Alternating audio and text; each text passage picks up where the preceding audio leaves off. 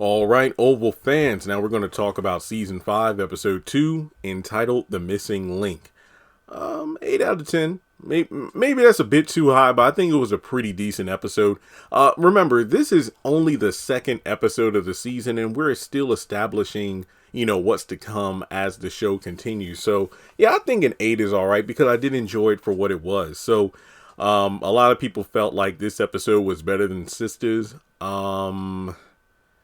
I think I would disagree with that. I think Sisters did it for me a little bit more than The Oval. I know I'm in the minority because last night, man, oh man, people were like, Sisters was a dud, it was a stinker. I actually liked it. But yeah, I liked both shows, and I believe, if I remember correctly, I gave both shows the same score. But let's jump into this review. We pick up with Nancy's accusations about Richard, choking her out or attempting to strangle her, leading to him getting arrested. And it's kind of messed up when you think about it, because I've done videos talking about how, if those doctors took a moment to look at the results and whatnot and, see that Nancy had so many drugs in her system that there's no way she's making any sense, which thankfully is the case, because later in the episode, while the cop has Richard restrained in the hallway, the actor looks familiar. The one that had Richard in handcuffs.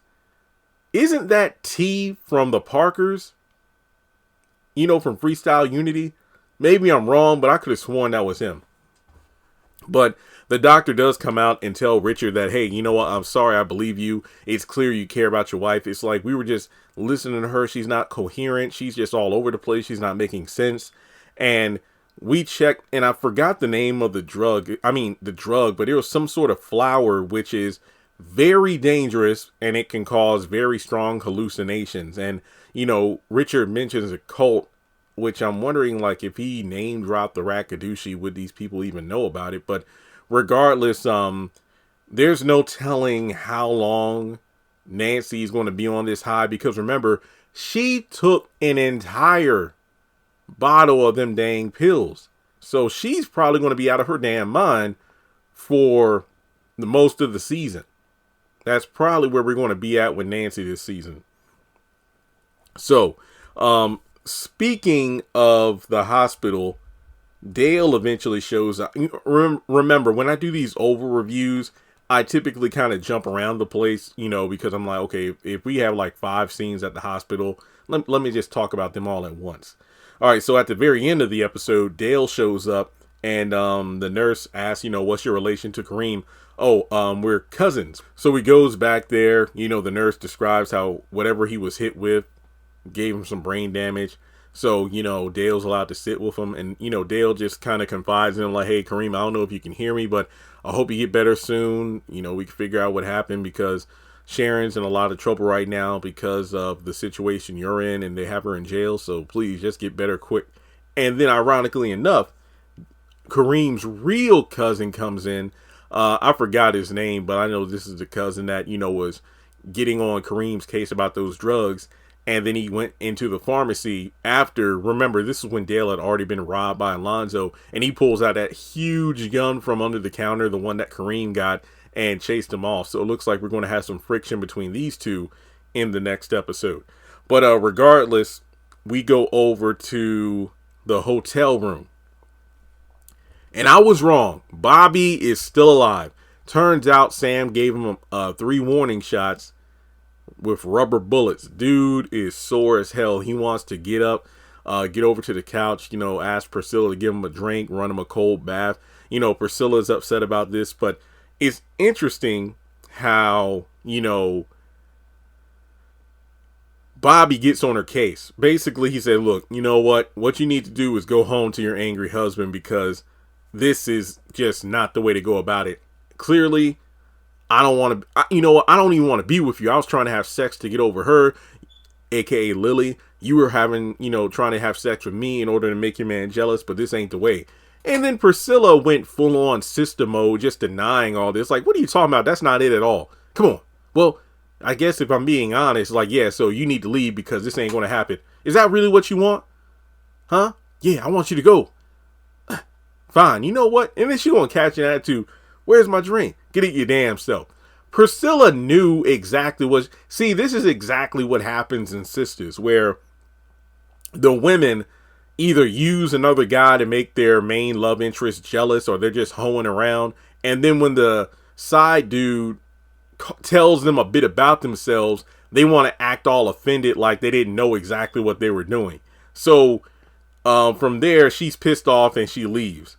We actually get Lily calling Bobby later in the episode. He's still on the couch, just and then hey, there's a dead person in the house. Wait, what? Yeah, that a police officer came in here and tried to kill Donald, but it turns out that Donald wasn't even in the bed. It was a male prostitute he had hired. And I'm thinking, oh, okay. Because at first I thought it was maybe Donald got one of his security secret agent dudes to get in bed or something and pretend to be him. But no, it was a male prostitute. Basically someone who could just be wiped off the map and nobody would care about. So essentially from there, Bobby's like, oh, this cop. So what? Y'all sleep together? Bobby. And then, that's pretty much it. Bobby just hangs up. I mean, the dude just got warning shots about messing around with another woman to try to get Lily off his mind. But like you said, look, you already made your choice. Lily, just leave Bobby alone. He ain't coming back for your ass. Bobby. Lily is just Whitney Houston. Bobby, come here. Save me. Bobby, come here. There's a dead person upstairs. Bobby. He don't give a damn. Let it go. And then when he hangs up, useless. No, you're stupid. Your ass shouldn't have went back to that house. All right. So over at the White House, Sam is looking all smug. Max knows he did something. You went after him, didn't you? No, I didn't. So what's going on now? The vice president, we need to go up to his office. So they meet outside with, they go upstairs. And you got Donald and Victoria standing outside of the bedroom door. And essentially, Eli is told by Victoria that he's about to get sworn in. Donald doesn't want any of that. So Victoria is quick to shut him up, and Eli is sent to the Oval. From there, Donald has Kyle make sure that Victoria doesn't do anything to Hunter, because it's like, you know what, you probably going to mess with him the way you try to mess with your son in the hospital. So from there, Sam and Max talk about how they need to find Jason immediately, and Sam has a guy on it. Now, remember, his guy on the inside of the compound, Andrew, could he be the one that tells Sam where Jason is? Maybe that's how it's going to go down. But from there, Max calls Bobby, and again, just look at Sam's face looking all smug, and he tells him to get to the White House immediately. So from there, we have Victoria chewing out Kyle over not being able to find her son yet, and he has 24 hours to do so or else. So, speaking of which, we make a brief trip to the Rakadushi compound. Manny has a gun on Mike, and he's introduced to River. River is quick to call out, wow, look at the resemblance. We could be, you'd think we were related. And he quickly calls out, is like, look, you don't look like a Mike. It's like, look, I need to get out of here. It's like, this isn't legal. You can't hold me here. You were trespassing on private property. So he does talk about meeting the highest, but River is telling Manny, like, look, the highest is resting right now, and he doesn't like to be disturbed when he's resting. Daikon is about to come out soon. So he offers elder mother's food, but Mike doesn't want it. And that's pretty much all we get from this scene. Mike is just sitting down. So from there, we go over to Eli being sworn in by a judge in the Oval Office. And quickly, after the judge is sent away, he fires Donald and Kyle on the spot. You're being replaced. And from there, it's like, look, get the hell out.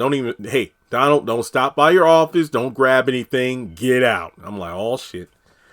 Let a brother get a little power, and this is what happens. So from there, and I mean, he makes it clear. It's like, Donald's like, well, sir, I just wanted to fill you in. Fill me in. I know exactly what's been going on, because I've been the only one holding this country together, because this president of yours hasn't been doing a damn thing since he got sworn in. So Donald tells Kyle that they need to get Hunter up in like 24 hours. Alonzo is brought over, and he gets grilled by Donald about the drug situation, about how did you get the drugs? Where are they now? Were you trying to kill him? Were you trying to cover this up? And it gets to the point where he has Kyle point a gun directly at Alonzo's head. And he's like, look, you know what? If you don't answer me right now, boy. And next thing you know, Kyle gets an alert that Victoria is headed down to the bunker. So Donald decides to, put a pin in this Alonzo situation for the time being. And then he leaves. So from there, Kyle just lets Alonzo know, look, man, you effed up, and it's probably going to cost you your life. So from there, Eli has apparently been working behind the scenes. He sends, a couple of feds down to the police station to get Alan's help. Basically, hey, we were sent by the vice president. We know that some shady stuff's been going on, and you could be key in order to help us bring it into this. Alan doesn't trust anybody. He doesn't cooperate, and he just wants to be sent back to his cell. And I'm like, on the one hand, I kind of get it, but at the same time, I'm like, Alan, Priscilla was proof that, yeah, there are people on the inside who are trying to bring the administration down. So, given the situation you're in right now, again, I can understand a person not being super trusting, but at the same time, what do you got to lose?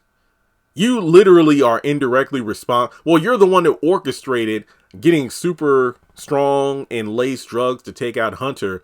Shouldn't you be trying to,